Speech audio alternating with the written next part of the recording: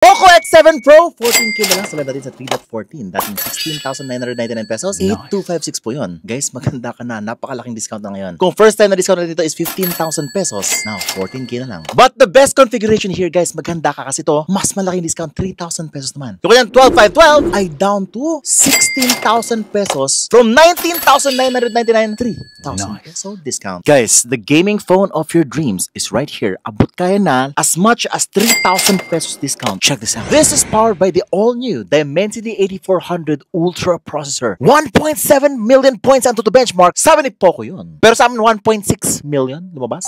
Bagong design, black and yellow. Unbox Diaries. Ito na ba yung Unbox Diaries phone? By the way, leather po yung kanyang likod. Yung color black is glossy plastic black. Syempre, bias ko to.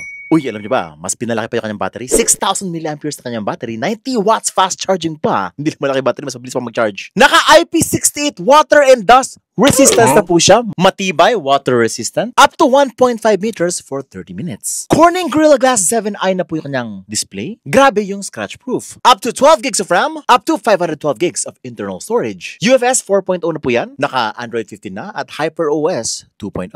Much improved yung camera. 50 megapixel OIS na po yan. 8 megapixel ultra wide angle lens. 0.6x meron po siya. 20 megapixel selfie camera. Yung display sobrang bright. 3,200 nits of peak brightness. 120Hz refresh rate display. Dolby Vision na po siya, HDR10+.